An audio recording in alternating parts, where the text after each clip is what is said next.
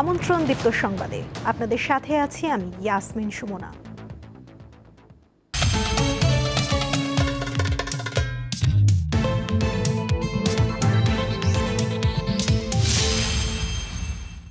দেশের বিভিন্ন জেলায় মোটরসাইকেল শোভাযাত্রা করেছে আর্জেন্টিনার সমর্থকরা। লক্ষ্মীপুরে শোভাযাত্রাটি শহরের প্রধান প্রধান সড়ক প্রদক্ষিণ করে শহীদ মিনার প্রাঙ্গণে গিয়ে শেষ হয়। নাটোরেও চলছে ফুটবল প্রেমীদের ব্যাপক উৎসাহ উদ্দীপনা। প্রিয় দলের প্রতি ভালোবাসা প্রকাশ করতে নাটোরে অনুষ্ঠিত হয়েছে বর্ণাঢ্য আনন্দ শোভাযাত্রা।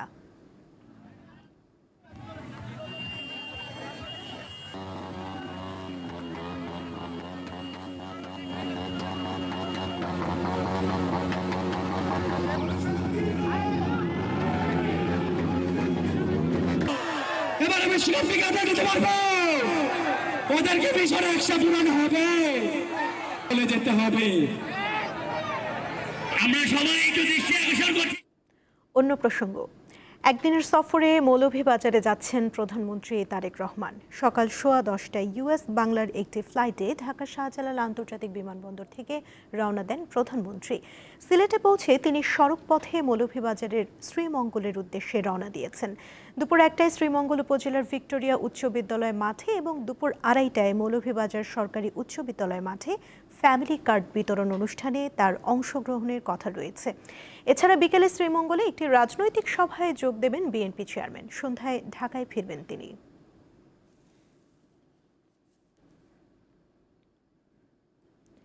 সকাল 10:15 সিলেট ওসমানী আন্তর্জাতিক বিমানবন্দরে পৌঁছান তারেক রহমান। এরপর মৌলভীবাজারের উদ্দেশ্যে রওনা হবেন প্রধানমন্ত্রী। দুপুর 1টায় শ্রীমঙ্গল পৌঁছে ঐতিহ্যবাহী ভিক্টোরিয়া উচ্চ বিদ্যালয় মাঠে আয়োজিত অনুষ্ঠানে তিনি অংশগ্রহণ করবেন। দর্শক, এ বিষয়ে জানাতে বিস্তারিত জানাচ্ছেন আমাদের সহকর্মী। আমরা সরাসরি চলে যাচ্ছি সেখানে। আমি এখন দাঁড়িয়ে আছি মৌলভীবাজার সদর উপজেলার মৌলভীবাজার সরকারি উচ্চ বিদ্যালয় মাঠে। আজকে হচ্ছে প্রধানমন্ত্রী তারেক রহমানের মৌলভীবাজার সফর আছে। তিনি ঢাকা থেকে অলরেডি রওনা হয়ে গেছেন। তিনি সিলেট বিমানবন্দরে আসবেন। ওইখান থেকে তিনি সরাসরি মৌলভীবাজার প্রথমে তিনি শ্রীমঙ্গল ভিজিট করবেন, শ্রীমঙ্গল ভিক্টোরিয়া উচ্চ বিদ্যালয়ে। সেখানে ওনার জনসভা রয়েছে। সেইখান থেকে শেষ করে তিনি আসলে মৌলভীবাজার সদর উপজেলায় মৌলভীবাজার সরকারি উচ্চ বিদ্যালয় মাঠে আসবেন। এখানে আমরা দেখতে পাচ্ছি সকাল থেকে অনেক কঠোর নিরাপত্তার ব্যবস্থা চালু রয়েছে, যেখানে আইন শৃঙ্খলা বাহিনী তাদের দায়িত্ব সম্পূর্ণভাবে পালন করছেন ভিতরে থেকে এবং বাইরে থেকে। মৌলভীবাজারবাসীর দাবি হচ্ছে যে তারা মৌলভীবাজার একটা সরকারি কলেজ যেটা আছে সেটাতে তারা পাবলিক ভার্সিটিতে তারা রূপান্তর করতে চায়। সেই সাথে মৌলভীবাজার একটা কোনো মেডিকেল কলেজ নাই, তো তারা একটা মৌলভীবাজার একটা মেডিকেল কলেজ চাচ্ছে। আর হচ্ছে প্রবাসীদের জন্য যে প্রবাসী অধ্যুষিত এলাকা থাকার পরও এখানে শমশেরনগর বিমানবন্দর রয়েছে যেটা বন্ধ রয়েছে, কিন্তু তারা সেটা চাচ্ছেন যে সেটা যেন চালু করা হয়। সেই উন্নয়ন এবং সবার দাবি যেন প্রধানমন্ত্রী এসে সনজরে দেখেন এবং সবার দাবি যেন পূরণ করেন, সেই আশা আসলে সবাই মৌলভীবাজারবাসী করছে প্রধানমন্ত্রীর কাছে। তো এই ছিল আসলে আমার কাছে সর্বশেষ পরিস্থিতি। মৌলভীবাজার থেকে জানাচ্ছিলেন সহকর্মী রোনালদো ধর। কুড়িগ্রামের রৌমারী সীমান্তে টানা 3 দিন ধরে নারী শিশু সহ 9 জন অবস্থান করছে। এখনো পর্যন্ত তাদের বিষয়ে কোনো সমাধান হয়নি। একদিকে বিএসএফ, অন্যদিকে বিজেপি। মাঝখানে শূন্য রেখায় খোলা আকাশের নিচে মানবেতর জীবন কাটাচ্ছেন 9 জন মানুষ। এর আগে গত 14 জুন সকালে বিএসএফ 9 জনকে বাংলাদেশে ঠেলে দেওয়ার চেষ্টা করে, তবে বিজেপির বাধায় তারা শূন্য রেখায় অবস্থান নিতে বাধ্য হয়। এর মধ্যে পতাকা বৈঠক অনুষ্ঠিত হলেও বিএসএফ তাদেরকে ফেরত নিতে অস্বীকৃতি জানায়।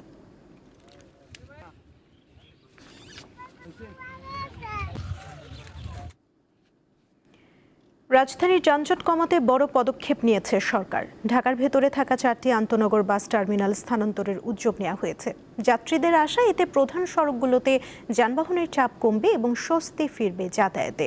পরিবহন সংশ্লিষ্টরা বলছেন, পর্যাপ্ত অবকাঠামো নিশ্চিত না করে টার্মিনাল স্থানান্তর করলে নতুন ভোগান্তিও তৈরি হতে পারে। আমার পেছনের এই যানজটের অন্যতম প্রধান কারণ হচ্ছে আন্তনগর বাসের চাপ। এখান থেকে কিছুটা দূরেই গাবতলী বাস টার্মিনাল। সেখান থেকে অসংখ্য বাস প্রতিদিন বিভিন্ন জেলার উদ্দেশ্যে ছেড়ে যায় এবং ফিরেও আসে। এর কারণে এখানকার যে আশেপাশে এলাকা রয়েছে সেখানে তৈরি হয় তীব্র যানজট ও জনদুর্ভোগ। তাই সরকার সিদ্ধান্ত নিয়েছে ঢাকার ভেতরে থাকা 4টি বাস টার্মিনাল সরিয়ে নেওয়া হবে শহরের বাইরে। গাবতলী, সায়দাবাদ, মহাখালী কিংবা গুলিস্তান থেকে ছেড়ে যাওয়া বাসগুলো টার্মিনাল ছাড়ার পরও বিভিন্ন পয়েন্টে যাত্রী উঠানামা করে। সেজন্য প্রতিনিয়ত সড়কে দীর্ঘক্ষণ দাঁড়িয়ে থাকে বাস। এই বাস্তবতা বিবেচনায় 4টি বাস টার্মিনাল স্থানান্তরের নির্দেশ দিয়েছেন প্রধানমন্ত্রী তারেক রহমান। সরকারের প্রত্যাশা, আন্তজেলা বাসগুলোকে শহরের প্রান্তে সীমাবদ্ধ রাখা গেলে রাজধানীর অভ্যন্তরে অপ্রয়োজনীয় বাস চলাচল কমবে, একই সঙ্গে কমবে যানজটও। ওইখানে মনে করেন যে খোলামেলা জায়গা, অনেক জায়গা, মানুষের অসুবিধা হবে না। এখানে অল্প জায়গা, এখানে সমস্যা হবে।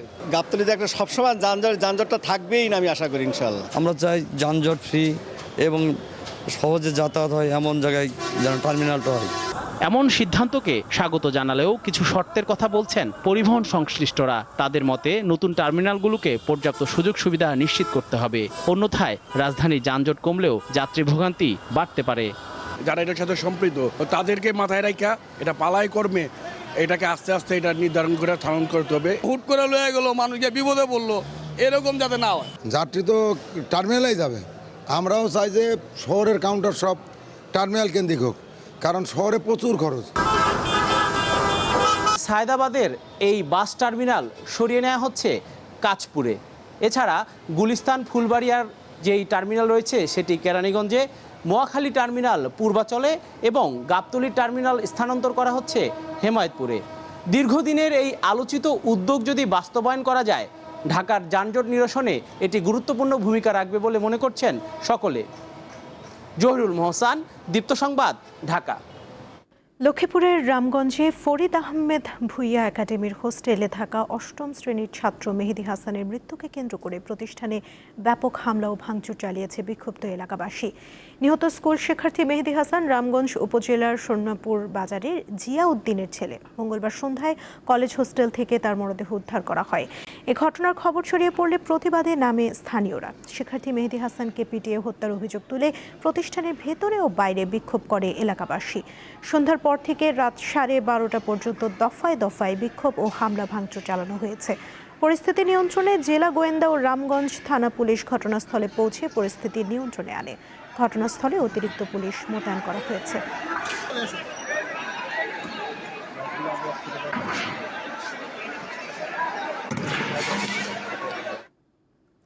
উদ্বোধনের পর 3.5 বছর পার হলেও এখনো চালু হয়নি মাদারীপুরে প্রায় 12 কোটি টাকা ব্যয়ে নির্মিত ট্রমা সেন্টার। ফলে রক্ষণাবেক্ষণের অভাবে চুরি হয়ে গেছে মূল্যবান জিনিসপত্র।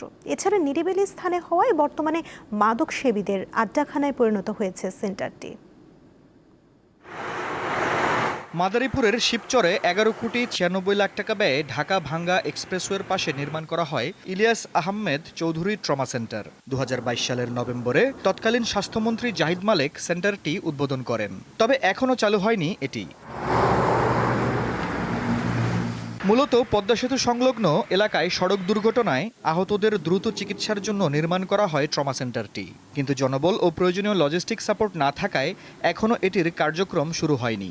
সংশ্লিষ্টদের দাবি, ট্রমা সেন্টারের জন্য 2 জন আবাসিক মেডিকেল অফিসার সহ 14 জন চিকিৎসক, সেবিকা ও টেকনিশিয়ান সহ মোট 34 জন থাকার কথা, কিন্তু গত 3.5 বছরে একজনকেও নিয়োগ দেওয়া হয়নি। প্রধান সমস্যা যেটা জনবলের যদি এখানে পদায়ন হয়, ডাক্তার সহ, নার্স সহ অন্যান্য জনবল পেলে আমরা তখন পুরোদমে ট্রমা সেন্টারটি চালু করতে পারবো এবং শিবচরবাসীকে তাদের কাঙ্ক্ষিত সেবা দিতে পারবো বলে আশা করছি। স্থানীয়রা জানান, দীর্ঘদিন বন্ধ পড়ে থাকায় এখন মাদক সেবীদের আখড়ায় পরিণত হয়েছে সেন্টারটি।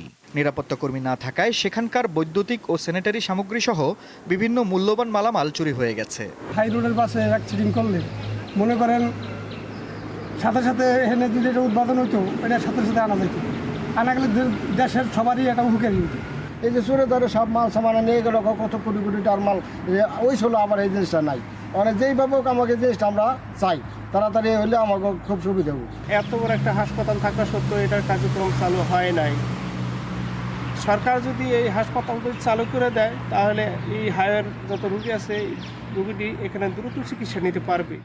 জনবল নিয়োগ ও প্রয়োজনীয় সরঞ্জাম সরবরাহ করে দ্রুত ট্রমা সেন্টারটি চালুর দাবি জানিয়েছেন স্থানীয়রা। আফরিদ হাসান, দীপ্ত, বার্তাকক্ষ। বইয়ের প্রতি ভালোবাসা থেকে চাঁপাইনবাবগঞ্জের প্রত্যন্ত গ্রামে পাঠশালা গড়ে তুলেছেন রফিকুল ইসলাম নামের এক চা বিক্রেতা। দীর্ঘদিন ধরে চা বিক্রির টাকা জমিয়ে গড়া সোনামণি পাঠশালায় গত 15 বছর ধরে চলছে লেখাপড়া। নানা সংকটে থাকা প্রতিষ্ঠানটি সরকার ও এলাকাবাসীর সহযোগিতায় আরও এগিয়ে যাবে এবং শিক্ষার আলো ছড়িয়ে পড়বে, এমন প্রত্যাশা রফিকুল ইসলামের। বাঁশ আর চাটাই দিয়ে তৈরি দুটি টিনের ঘর, পাশে উঠছে লাল সবুজের পতাকা। কাছে যেতেই চোখে পড়ে সাইনবোর্ডে লেখা সোনামণি পাঠশালা। তবে ভেতরে নেই কোনো চেয়ার টেবিল, চট বিছিয়ে চলছে পড়ালেখা। চাঁপাইনবাবগঞ্জের ঝিলিম ইউনিয়নের ঠাকুর পালসা গ্রামের 4-5 কিলোমিটারের মধ্যে নেই কোনো শিক্ষা প্রতিষ্ঠান। তাই সোনামণি পাঠশালাতেই চলছে কোমলমতি শিশুদের লেখাপড়া। গ্রামটিতে কোনো শিক্ষা প্রতিষ্ঠান না থাকার বিষয়টি ভাবিয়ে তোলে চা বিক্রেতা রফিকুল ইসলামকে। তার স্বপ্ন ছিল গ্রামের শিশুদের মাঝে ছড়িয়ে দেবেন শিক্ষার আলো। এই চিন্তা থেকেই চা বিক্রির টাকা জমানো শুরু করেন তিনি। এক পর্যায়ে 2010 সালে গড়ে তোলেন সোনামণি পাঠশালা। আমি নিজে একজন মূর্খ, আমাদের এই দেশের মানুষ টিপস ছাড়া সই দিতে আর একটা মানুষ যে আছে এরকম আমাদের এখানে আমার জানা মতো এরকম নাই, ছিল না। আমি করি একটা ফুটপাতে চায়ের দোকান, হয়তো মাঝে মাঝে সরকারের হুকুম হলে ভাঙতে হয়, আবারও লাগাতে হয়। এভাবেই চলি, এভাবেই চালাই। ওই চায়ের দোকান থেকে আমার সংসার মেনটেন করি, আর এটাকে আমি আরেকটা সংসার মনে করলে আমি এটার সাথে সংযুক্ত হয়ে চলি। রফিকুলের স্বপ্ন পূরণের সাথী হয়েছেন কয়েকজন শিক্ষক। তারা বিনা পারিশ্রমিকে শিশুদের পাঠদান করে যাচ্ছেন। 3 কিলো কালুপুর সরকারি স্কুল আর 7 কিলো, এছাড়া এর মধ্যে কোনো স্কুল নেই। এই শিক্ষা প্রতিষ্ঠানে বৃষ্টি হলে ছেলেপেলে ঠিক মতো আসলে মানে বিদ্যার্থের সৃষ্টি হয়। আর এলাকাটা খুব গরিব, যেখানে অনেক অভিভাবক পড়ার বেতনে দেয়, এখানে বেতন ঠিক মতো দিতে পারে না, ছাত্ররা শূন্য বেতনে পড়ানো হয়। এমন উদ্যোগকে স্বাগত জানিয়ে প্রতিষ্ঠানটির পৃষ্ঠপোষকতা দেওয়ার আশ্বাস দেন জেলা প্রশাসক। আমরা চেষ্টা করব এটাকে একটু প্রাতিষ্ঠানিক পর্যায়ে কিভাবে রূপদান করা যায়, সেই সাথে চা দোকানে রফিক ভাইকে কিভাবে সহযোগিতা করা যায়। গ্রামের হতদরিদ্র পরিবারের অন্তত 50 শিশু লেখাপড়া করে এই পাঠশালায়।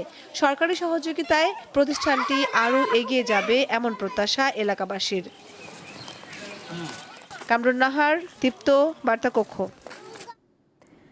আন্তর্জাতিক প্রসঙ্গ। যুক্তরাষ্ট্র ও ইরানের মধ্যে শান্তি চুক্তি ঘোষণার পরও লেবাননে থামছে না ইসরায়েলি হামলা। আর এই হামলা না থামালে ইসরায়েলকে কঠোর জবাব দেওয়ার হুঁশিয়ারি দিয়েছে ইরান। আল জাজিরা জানিয়েছে, যুদ্ধবিরতি ও শান্তি আলোচনা চলার মধ্যেই লেবাননের দক্ষিণাঞ্চলে একাধিক ইসরায়েলি হামলায় অন্তত 4 জন নিহত হয়েছে। যুদ্ধবিরতি চুক্তির অংশ হিসেবে লেবাননে ইসরায়েলি হামলা বন্ধের কথা বলা হলেও ইসরায়েল তা মানতে নারাজ। এতে করে চুক্তি নিয়ে দেখা দিয়েছে সংশয়।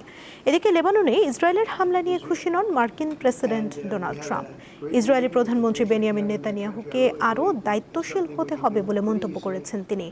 এছাড়া যুদ্ধবন্ধে ইরান ও যুক্তরাষ্ট্রের মধ্যকার চুক্তির দ্বিতীয় ধাপের দিকে এগোচ্ছে বলে জানিয়েছেন ট্রাম্প। মঙ্গলবার ফ্রান্সে G7 সম্মেলনে যোগ দিয়ে সাংবাদিকদের একথা বলেন তিনি।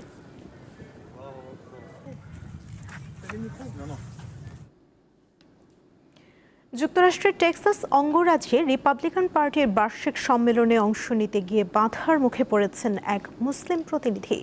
সম্মেলনে অংশ নিতে হলে তাকে ধর্ম পরিবর্তন করতে হবে বলে মন্তব্য করা হয়। ঘটনাটি ঘটেছে গত সপ্তাহে হিউস্টনে অনুষ্ঠিত টেক্সাস রিপাবলিকান পার্টির সম্মেলনে। টেক্সাসের স্থানীয় গণমাধ্যমগুলোতে প্রকাশিত প্রতিবেদনে জানানো হয়, মিশরীয় বংশোদ্ভূত মার্কিন নাগরিক মোহাম্মদ হুসেইন টেক্সাস রিপাবলিকান পার্টির সম্মেলনে গিয়ে চরম অপমান ও বাধার মুখে পড়েন। সম্মেলনে এক প্রভাবশালী খ্রিস্টান ধর্মীয় নেতা তাকে বলেন, হয় খ্রিস্ট ধর্ম গ্রহণ করতে হবে, নয়তো দেশ ছেড়ে চলে যেতে হবে। প্রতিবেদনে আরও বলা হয়, সম্মেলনে আরও অনেক মুসলিম অংশগ্রহণকারীদের প্রতি বিরূপ আচরণ করা হয়। একজন মুসলিম নারী প্রতিনিধিকে হিজাব পরানোর কারণে একাধিকবার কটূক্তির মুখে পড়তে হয় বলে অভিযোগ রয়েছে। এমনকি তাকেও দেশ ছেড়ে চলে যাওয়ার পরামর্শ দেওয়া হয়।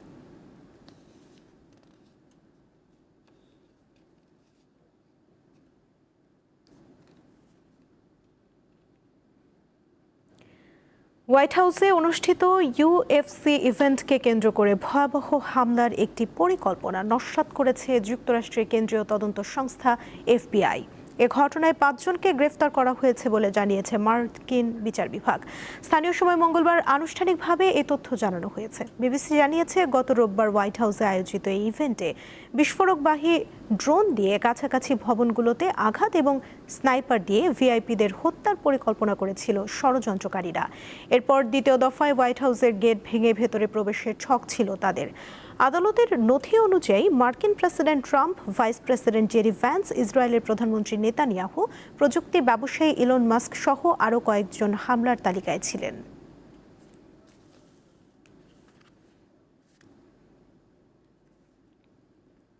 এ ছিল এখনকার মতো। পরবর্তী সংবাদ দুপুর 2টায় দেখার আমন্ত্রণ রইল। এছাড়া আরও তথ্য পেতে যুক্ত থাকুন দীপ্ত ডিজিটাল প্ল্যাটফর্মের সাথে। ধন্যবাদ সবাইকে।